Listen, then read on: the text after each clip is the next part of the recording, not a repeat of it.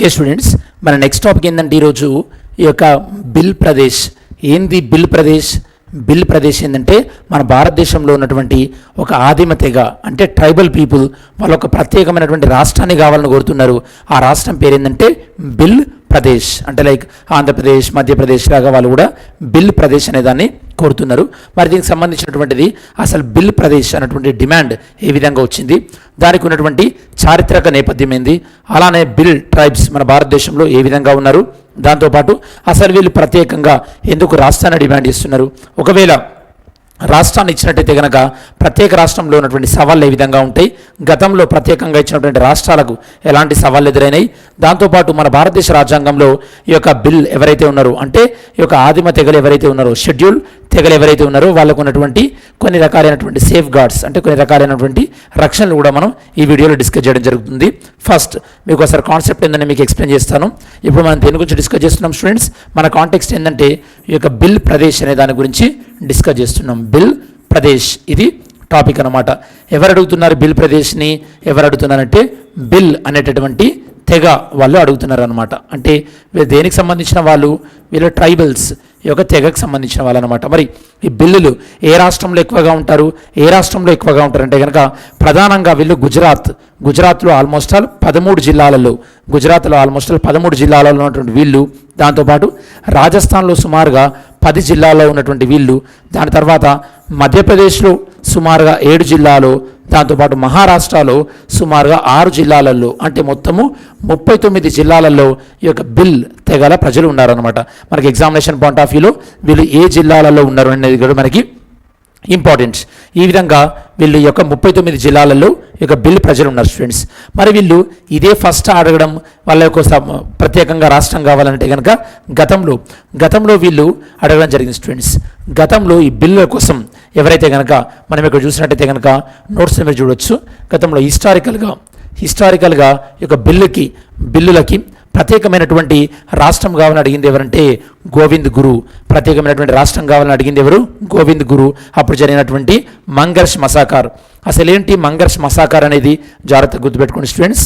వీళ్ళకి అడిగింది ఎవరంటే గోవింద్ గురు అనేటువంటి వ్యక్తి వీళ్ళకు అంటే బిల్లులు ఎవరైతే ఉన్నారో ఈ యొక్క బిల్లు తెగలు ఎవరైతే ఉన్నారో ఆ తెగకు సంబంధించినటువంటి ఒక ఆధ్యాత్మిక గురువు అన్నమాట. ఎవరు? గోవింద్ గురు. మరి గోవింద్ గురు యొక్క ప్రధానమైనటువంటి ఈ యొక్క ఉద్యమం చేశాడు. ఎప్పుడు తర్వాత అయితే కనుక మంగర్ష్ మసాకార్ అంటే ఈ యొక్క ఊచకోత అనమాట. మసాకార్ అంటే ఊచకోత. ఈ ఊచకోత పేరు ఏం పేరు? మంగర్ష్ ఊచకోత. దీన్ని మనము ఇది ఎప్పుడు జరిగిందంటే 1913లో జరిగింది స్టూడెంట్స్. 1913లో జరిగింది. దీన్ని మనము ఆదిమ తెగలకు సంబంధించినటువంటి జలియన్ వాలాబాగ్ ఉదంతం కూడా అనవచ్చు. అంటే ఈ యొక్క జలియన్ వాలాబాగ్ ఆఫ్ ట్రైబల్స్ అని కూడా అనొచ్చు. జలియన్ వాలాబాగ్ ఆఫ్ ట్రైబల్స్ అని కూడా అనొచ్చు స్టూడెంట్స్. యాక్చువల్గా జలియన్ వాలాబాగ్ ఉద్యమం ఎప్పుడు జరిగింది? ఈ సంఘటన ఎప్పుడు జరిగింది? 1919 రౌలత్ ఉద్యమం సమయంలో జరిగింది. మీకు ఐడియా ఉండాలి. అలానే 1913 అంటే గుర్తుండాల్సినటువంటి ఇంకొక విషయం ఏంటంటే 1913లో ఈ యొక్క గదర్ పార్టీ అనేది ఏర్పడింది స్టూడెంట్స్. గదర్ పార్టీ అనేది కూడా ఏర్పడింది. మరి మీకు ఈరోజు వచ్చినటువంటి క్వశ్చన్ ఏంటంటే గదర్ పార్టీ ఎక్కడ ఏర్పడింది అంటే ఏ దేశాన్ని బేస్ చేసుకొని ఏర్పడింది, ఏ దేశాన్ని ఆధారంగా చేసుకొని ఏర్పడింది, అలానే గదర్ పార్టీని ఏర్పాటు చేసినటువంటి వ్యక్తి ఎవరు? ఇది మీరు చెక్ చేయండి. మరి మంగర్ష్ మసాకార్ ఎప్పుడైతే కనుక అంటే మంగర్ష్ ఊచకోత ఎప్పుడైతే జరిగిందో 1913లో అప్పటి నుంచి యొక్క బిల్లులకు ప్రత్యేకమైనటువంటి ఉనికి కావాలి అని ఇంకా వీళ్ళు డిమాండ్ ఎక్కువగా చేయడం జరిగింది. మరి ఈ సందర్భంలో మన భారతదేశానికి స్వతంత్రం వచ్చిన తర్వాత అంటే మన భారతదేశానికి ఈ యొక్క ఇండిపెండెన్స్ వచ్చిన తర్వాత అంటే 1947లో ఎప్పుడైతే మనము ఈ యొక్క రాజ్యాంగం అమల్లోకి వచ్చిందో 1950 ఈ యొక్క 26 జనవరి నుంచి ఎప్పుడైతే అమల్లోకి వచ్చిందో భారతదేశ రాజ్యాంగం అమల్లోకి వచ్చినప్పుడు అప్పుడు ఈ బిల్లులకు సపరేట్గా అంటే బిల్లులకు సంబంధించినటువంటి ప్రత్యేక రాష్ట్రాన్ని ఇచ్చినమా? ఇవ్వలేదు. అప్పుడు మన భారతదేశంలో రాష్ట్రాలన్నింటినీ ఏ విధంగా డివైడ్ చేసాం? మనం ఏ విధంగా డివైడ్ చేసామంటే class A, class B, class C, class D కేటగిరీలుగా డివైడ్ చేసాం. క్లాస్ ఏలో ఏముండేవి అంటే కనుక బ్రిటిష్ ఇండియాలో ఉన్నటువంటి రాష్ట్రాలు క్లాస్ ఏలో ఉండేవి. క్లాస్ బిలో ఏముండేవి అయితే కనుక ప్రిన్స్లీ స్టేట్స్ అంటే ఈ యొక్క సంస్థానాలు ఉంటాయి కదా, సంస్థానాలు ఉండేటటువంటి క్లాస్ బిలో ఉండేవి. క్లాస్ సిలో ఏముండేవి? చీఫ్ కమిషనరేట్లు అంటే బ్రిటిష్ వాళ్ళు పరిపాలించినప్పుడు ఏవైతే కనుక యూనియన్ టెరిటరీస్ ఉన్నాయో అవి చీఫ్ కమిషనరేట్స్. దాంతోపాటు క్లాస్ డి కేటగిరీ డిలో అండమాన్ నికోబార్ ఉండేది. ఈ విధంగా డివైడ్ చేయడం జరిగింది. అంతే తప్పించి బిల్లులకు సపరేట్ ఉన్నటువంటి రాష్ట్రం ఇవ్వలేదు. దీనివల్ల వీళ్ళు ఏమంటున్నారంటే, మేము వివిధ రాష్ట్రాలలో విస్తరించున్నాం కదా, మాకందరికీ ఈ 39 జిల్లాల్లో ఉన్నటువంటి బిల్లులకు ఒక ప్రత్యేకమైనటువంటి రాష్ట్రం కావాలని అడుగుతున్నారు. ఇలా వివిధ రాష్ట్రాల్లో ఉన్నటువంటి వాళ్ళందరూ ఒక ప్రత్యేకమైనటువంటి రాష్ట్రాన్ని కావాలని కానీ ప్రత్యేకమైనటువంటి దేశాన్ని కావాలని అడగడం కానీ ఇది మొదటిది కాదు. మీరు ఆల్రెడీ చూసినట్టయితే కనుక మీకు నాగా ఇష్యూస్ అని తెలిసి ఉంటుంది. నాగాలాండ్ ఇష్యూ ప్రధానంగా ఏంది? ఈ యొక్క నాగాలు ఎవరైతే ఉన్నారో, నాగాలు ఎక్కడెక్కడ ఉన్నారు? నాగాలు ఈ యొక్క నాగాలాండ్లో ఉన్నటువంటి నాగాలు, దాంతోపాటు అస్సాంలో ఉన్నటువంటి నాగాలు, దాంతోపాటు మణిపూర్లో ఉన్నటువంటి నాగాలు, దాంతోపాటు మయన్మార్లో ఉన్నటువంటి నాగాలు. ఇక్కడ వీళ్ళు ప్రత్యేకంగా రాష్ట్రాన్ని అడగట్లేదు. ఏమడుగుతున్నారు? ప్రత్యేకంగా దేశాన్ని అడుగుతున్నారు. ఇది ఒక రకమైనటువంటి ఉదాహరణ. అలానే సిక్కులు ప్రత్యేకంగా ఒక దేశాన్ని అడగడం జరిగింది, ఖలిస్తాన్ అనేటటువంటి దేశాన్ని. అలానే మీకు ఇంటర్నేషనల్ అంటే ఈ యొక్క అంతర్జాతీయంగా కూడా మీకు గుర్తుంటే కనుక కుర్దిస్తాన్ అనేది కూడా ప్రత్యేకంగా ఒక దేశం కావాలని అడుగుతున్నారు. ఎవరు? కుర్దులు ఎవరైతే ఉన్నారో, ఈ కుర్దులు ఎక్కువగా ఎక్కడ ఉంటారు? ఈ కుర్దులు ఎక్కువగా టర్కీలో ఉంటారు, దాంతోపాటు వీళ్ళు సిరియాలో ఉంటారు, దాంతోపాటు ఇరాక్లో ఉంటారు. ఈ దేశాల్లో ఉన్నటువంటి కుర్దులు కూడా ప్రత్యేక దేశాన్ని అడుగుతున్నారు. అంటే ఈ విధంగా ప్రత్యేకంగా వాళ్ళకు ప్రత్యేకమైనటువంటి ఒక హోదా కావాలని అడగడము ఈ యొక్క బిల్లులతోనే స్టార్ట్ అవ్వలేదు, బిల్లులతోనే ఆగిపోలేదు కూడా. మన భారతదేశంలో వివిధ తెగలు ఉండేవాళ్ళు. ఇంకా బ్రిటిష్ వాళ్ళు ఉన్నప్పుడు మీరు కాకి అన్న సినిమా చూసుంటారు, కార్తిక్ది. ఓకే, అందులో వివిధ రకాలైనటువంటి తెగలు తర్వాత రోజులలో ఏ విధంగా చంపవేయబడ్డారు, కొంతమంది ఏ విధంగా ఈ యొక్క దొంగతనాలు చేయడం స్టార్ట్ చేశారో మీరు చూసుంటారు ఆ మూవీలో. ఓకే, ఈ విధంగా వీళ్ళు ప్రత్యేకంగా రాష్ట్రం కావాలంటున్నారు. కాకపోతే వాళ్ళకి ప్రత్యేకమైనటువంటి రాష్ట్రం అనేది రాలేదు. మరి ప్రత్యేకంగా రాష్ట్రం అనేది డిమాండ్ చేయడం ఈజీయే స్టూడెంట్స్. మరి డిమాండ్ చేస్తే ప్రత్యేకంగా రాష్ట్రం ఇస్తే అందులో ఉండేటటువంటి సవాళ్ళు ఏంటంటే ఛాలెంజెస్. అంటే కొత్త రాష్ట్రాన్ని క్రియేట్ చేస్తే కనుక ఆ కొత్త రాష్ట్రంలో ఉన్నటువంటి సవాళ్ళు ఏంటంటే కనుక నెంబర్ 1 ఏంటంటే కనుక ఆ రాష్ట్రంలో కొత్తగా అడ్మినిస్ట్రేషన్ని సెటప్ చేయాల్సి ఉంటుంది. అడ్మినిస్ట్రేషన్ సెటప్ అంటే ఈ యొక్క కార్యనిర్వాహక వర్గం ఏదైతే ఉంటుందో, కలెక్టర్లు కానీ డిప్యూటీ కలెక్టర్లు కానీ ఇలాంటివి సెటప్ చేయాల్సి ఉంటుంది. దాంతోపాటు కొత్తగా ఇన్ఫ్రాస్ట్రక్చర్ బిల్డింగ్స్ని కూడా కట్టవలసి ఉంటుంది. అంటే ఈ యొక్క మౌలిక సదుపాయాలను పెంచవలసి ఉంటుంది స్టూడెంట్స్. దాంతోపాటు ఇది కొత్తగా రాష్ట్రం ఏంటంటే పక్కన ఉన్నటువంటి రాష్ట్రాలతో ఖచ్చితంగా ఇంటర్స్టేట్ డిస్ప్యూట్, ఈ యొక్క అంతర్రాష్ట్ర వివాదాలు, కొత్తగా ఇంటర్స్టేట్ డిస్ప్యూట్, ఇప్పుడు తెలంగాణకి ఆంధ్రాకి ఇంటర్స్టేట్ డిస్ప్యూట్ వస్తున్నాయి కదా, అలాంటి ఇంటర్స్టేట్ డిస్ప్యూట్స్ లాంటివి వచ్చే అవకాశం కూడా ఉంటుందన్నమాట. ఇలాంటి కొన్ని అంశాలు ఉన్నాయి. దాంతోపాటు ఫైనాన్సెస్, కొత్తగా ఏర్పడినటువంటి రాష్ట్రానికి కావాల్సినటువంటి నిధులు లేకపోవడం, ఇలాంటివన్నీ కూడా ఈ యొక్క ఛాలెంజెస్. అంటే బిల్లులు ప్రత్యేక రాష్ట్రాన్ని కావాలని అడుగుతున్నప్పటికీ కూడా అందులో ఉన్నటువంటి సవాళ్ళు ఏంటంటే ఇవి సవాళ్ళు అని మనం చెప్పొచ్చు. మరి సవాళ్ళు కూడా ఏందో అర్థమైంది కదా. మరి మన భారతదేశంలో ఆల్రెడీ ఇటీవల కొత్తగా క్రియేట్ అయినటువంటి రాష్ట్రాలు చూస్తే కనుక మనకి ఛత్తీస్గఢ్ కానీ, జార్ఖండ్ కానీ, ఉత్తరాఖండ్ కానీ. ఓకే, ఛత్తీస్గఢ్లో ఆల్రెడీ ఈ యొక్క చాలామంది ట్రైబల్ పీపుల్ డిస్ప్లేస్మెంట్ జరుగుతుంది.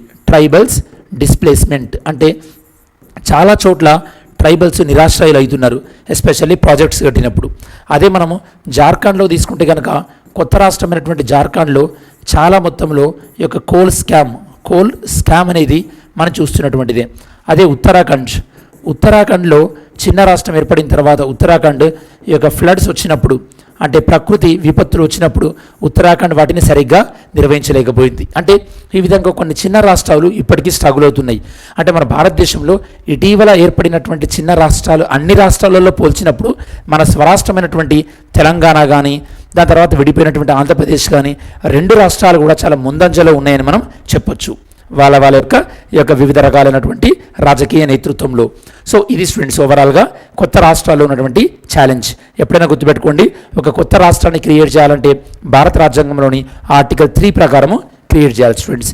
దీని ప్రకారం క్రియేట్ చేయాలి, ఆర్టికల్ 3 ప్రకారము కొత్త రాష్ట్రాన్ని క్రియేట్ చేయవలసి ఉంటుందన్నమాట, న్యూ స్టేట్. దాంతోపాటు ఇంకొక విషయం గుర్తుపెట్టుకోండి, కొత్త రాష్ట్రాన్ని క్రియేట్ చేయాలంటే, కొత్త రాష్ట్రాన్ని ఏర్పరచాలంటే కనుక కాన్స్టిట్యూషనల్ అమెండ్మెంట్ అవసరం లేదు. Constitutional amendment is not required. భారతదేశ రాజ్యాంగ సవరణ అనేది అవసరం లేదు స్టూడెంట్స్. ఈ బిల్లుని మనము సాధారణ మెజారిటీతోనే అప్రూవ్ చేయొచ్చు. సింపుల్ మెజారిటీ అనేది మనకి ఎనఫ్. ఇది మీకు అర్థమైంది. నెక్స్ట్, మరి మన భారతదేశంలో అసలు ఈ యొక్క ఎస్టీ అంటే ఈ యొక్క ఆదిమ తెగలు ఎవరైతే ఉన్నారో వాళ్ళకు ఉన్నటువంటి రక్షణలు ఏంది? వీళ్ళు మరి రాష్ట్రం అడుగుతున్నారు కదా, ఎందుకు రాష్ట్రం అడుగుతున్నారు? వాళ్ళకు ఉన్నటువంటి రక్షణలు ఏర్పాటు సరిగా అమలు అవ్వట్లేదని. మీకు ఒక చిన్న ఎగ్జాంపుల్ చెప్తా. ఈ యొక్క షెడ్యూల్ ట్రైబ్ అంటే ఈ యొక్క షెడ్యూల్ ట్రైబ్ ఎక్కువగా ఉన్నటువంటి ప్రాంతాలని మనం షెడ్యూల్ ప్రాంతాలు అంటారు. షెడ్యూల్ ప్రాంతాల యొక్క రక్షణ కోసం భారతదేశ ప్రభుత్వం తీసుకొచ్చినటువంటి చట్టం ఏంది? పెసా యాక్ట్. దాని పేరేంది? పెసా యాక్ట్. పెసా యాక్ట్ అంటే students Panchayat extension to scheduled areas. Panchayat extension to scheduled areas ఈ యొక్క చట్టాన్ని తీసుకోవడం జరిగింది. షెడ్యూల్డ్ ఏరియాస్ అనేటువంటి చట్టాన్ని తీసుకురావడం జరిగింది. ఎప్పుడు తీసుకొచ్చారు చట్టాన్ని? 1996 తీసుకొస్తే రాజస్థాన్లో ఈ చట్టాన్ని నోటిఫై చేసింది ఎప్పుడంట? 1999లో నోటిఫై చేశారు. దీన్ని అమల్లోకి తీసుకొచ్చింది ఎప్పుడంట? 2011లో అమల్లోకి తీసుకొచ్చారు. చూడండి, అంటే ఈ యొక్క షెడ్యూల్డ్ ప్రాంతాల విషయంలో ప్రభుత్వాల యొక్క అలసత్వం, ప్రభుత్వాల యొక్క నెగ్లిజెన్స్ ఏ విధంగా ఉందో మనం అబ్జర్వ్ చేయొచ్చు. అందుకోసమే వాళ్ళు రాష్ట్రం కావాలని అడుగుతున్నారు. ఎప్పుడైనా సరే ప్రజలు ఊరికే రాష్ట్రం కావాలని అడగరు స్టూడెంట్స్. ఎప్పుడైతే ప్రజలు ఈ యొక్క నిర్లక్ష్యానికి గురవుతారో అప్పుడే రాష్ట్రం కావాలని అడుగుతారు.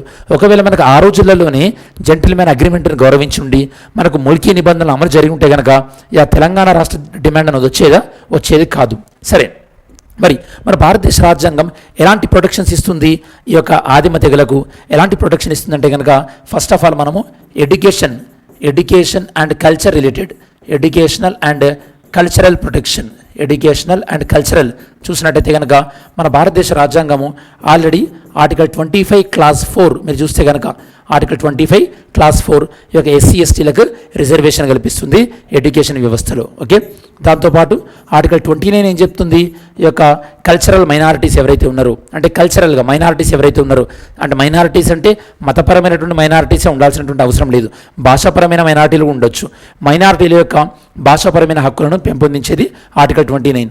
అలానే మీరు చూసినట్టయితే కనుక ఆర్టికల్ 46 ఎస్సీ ఎస్టీలకు తగినటువంటి ఆర్థిక మరియు విద్యాపరమైనటువంటి సదుపాయాలు కల్పించాలి ప్రభుత్వం, ఆర్టికల్ 46.